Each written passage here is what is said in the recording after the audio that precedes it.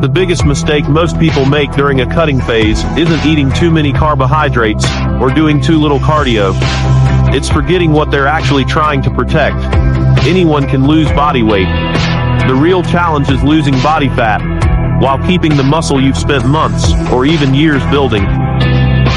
Mike Mentzer believed that your training should always reflect that priority.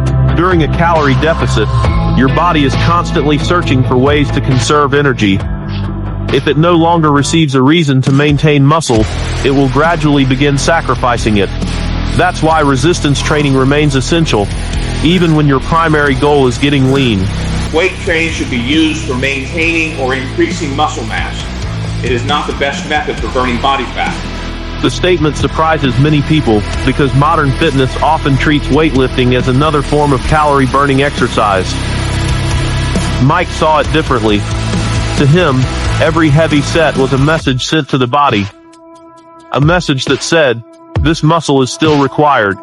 Remove that message, and your body has far less reason to keep expensive muscle tissue, while calories are limited. That is why strength matters during a diet.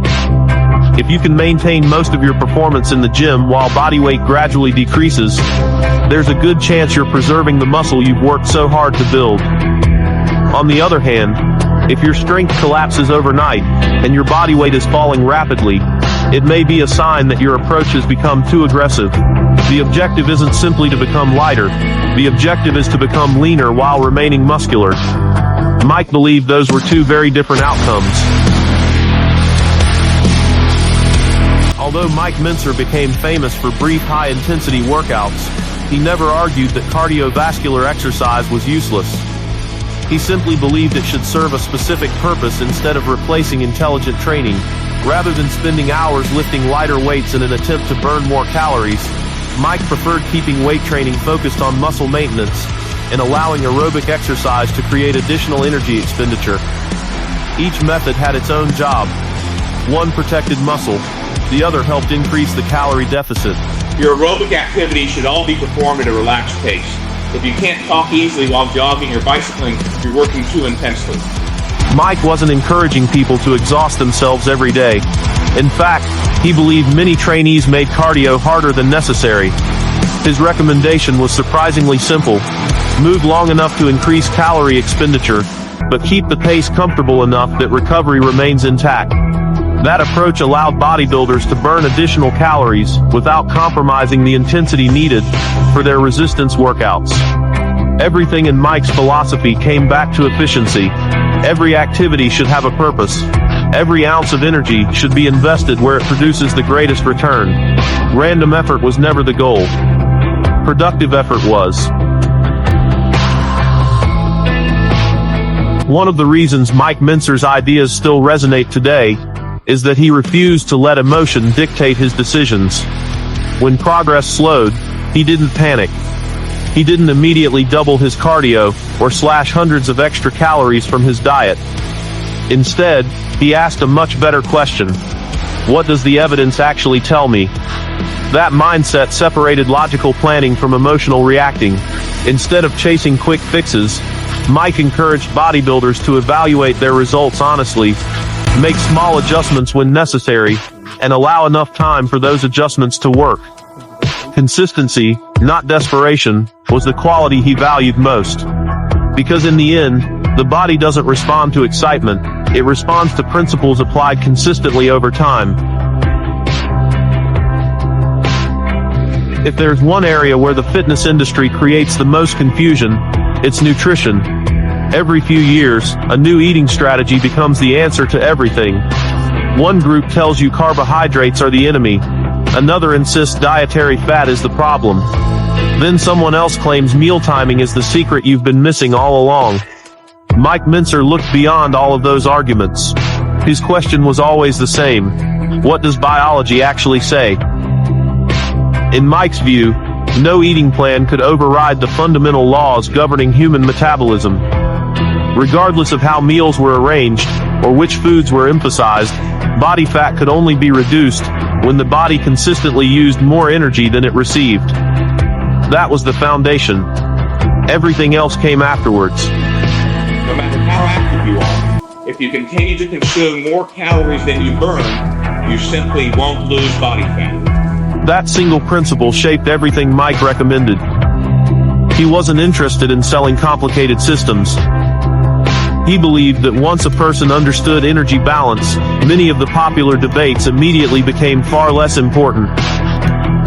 Different diets may help different people stay consistent. But consistency only matters if it creates the calorie deficit required for fat loss. Without that deficit, no diet can produce lasting results. Mike also believed that many bodybuilders made nutrition unnecessarily complicated. Instead of focusing on foods that could realistically support months of disciplined eating, they searched for perfect diets that usually became impossible to maintain. Eventually, frustration replaced consistency. Then the cycle started all over again. Mike preferred a much more practical approach. Rather than eliminating entire food groups, he encouraged eating a balanced diet, while simply controlling total calorie intake. His goal wasn't dietary perfection, it was long-term adherence.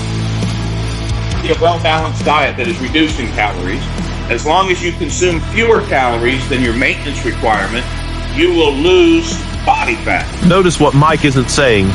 He isn't claiming there's one magical food. He isn't claiming one nutrient suddenly stops fat loss. His focus remains on the bigger picture. A nutritious, balanced diet is easier to sustain, provides the body with essential nutrients, and reduces the likelihood of abandoning the plan after only a few weeks. For Mike, discipline was always more valuable than dietary extremes. One of Mike Mentzer's greatest strengths was his ability to remove emotion from decision-making.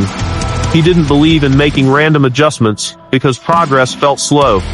He believed every change should be supported by evidence. That's why he encouraged people to learn their maintenance calorie intake before making major dietary changes. Without that information, every decision becomes little more than a guess. Write down everything you eat for several days. If your body weight remains stable during that period, your average calorie intake is very close to your maintenance level. From there, reduce your calories gradually, rather than making drastic changes. It's remarkably simple advice, yet very few people actually follow it. Most individuals have only a rough idea of how much they're eating. Then they become frustrated when results don't match expectations. Mike believed that tracking intake even for a short period provided something much more valuable than motivation. It provided clarity, and once you have accurate information, intelligent decisions become much easier. Another lesson running through Mike's philosophy is patience. Progress doesn't always happen in a perfectly straight line. Some weeks the mirror changes quickly. Other weeks it seems as though nothing is happening at all. That's completely normal. The mistake is assuming every temporary plateau requires a dramatic response. Mike preferred gradual adjustments. If progress slowed, reduce calories slightly. If necessary, increase aerobic activity modestly. Then evaluate the results before changing anything else. His philosophy rewarded consistency instead of constant experimentation. Rather than trying to force the body into rapid change, he believed in guiding it with logical, measured decisions. That mindset not only preserved more muscle, but also made the entire process far easier to sustain over time. For Mike Mentzer, intelligence wasn't about knowing more tricks than everyone else. It was about applying timeless principles with unwavering consistency. By now, a pattern should be obvious. Whether Mike Mentzer was discussing training, nutrition, recovery, or fat loss, he always returned to the same foundation. Think first. Act second. He believed too many people allowed frustration to control their decisions. The moment progress slowed, they changed everything at once: less food, more cardio, longer workouts, and endless searching for a new solution. But changing 5 variables at the same time teaches you nothing. Mike believed intelligent bodybuilding demanded patience and observation. Make one adjustment. Watch the results. Then decide whether another adjustment is necessary. That process may not sound exciting, but it's how consistent progress is made. Bodybuilding, in Mike's view, wasn't about gambling on trends. It was about understanding cause and effect. Every decision should have a reason behind it. Every action should move you closer to your goal, instead of simply making you feel like you're working harder. That philosophy applies just as much to losing fat as it does to building muscle. The fitness industry has changed dramatically over the decades. New diets appear every year. New supplements promise impossible results. New influencers claim they've discovered methods nobody has ever used before. Yet the human body hasn't changed. It still responds to the same biological principles that Mike Mentzer taught decades ago. Muscle is preserved through intelligent resistance training. Body fat is reduced through a sustained calorie deficit. Recovery determines how well your body adapts. Consistency beats intensity when intensity cannot be sustained. Those principles aren't fashionable. They're simply true. And because they're rooted in biology rather than marketing, they remain just as relevant today. Perhaps the greatest lesson Mike left behind had very little to do with body fat itself. He wanted people to become independent thinkers. Instead of accepting popular opinion, he encouraged bodybuilders to ask questions. Is this supported by evidence? Does it make physiological sense? Can it be explained through objective principles? If the answer was no, Mike wasn't interested, no matter how popular the idea had become. That mindset is what separated heavy duty from conventional fitness advice. It wasn't merely a training system, it was a philosophy built on reason. And once you begin thinking that way, every decision becomes clearer. You stop chasing excitement. You start pursuing results.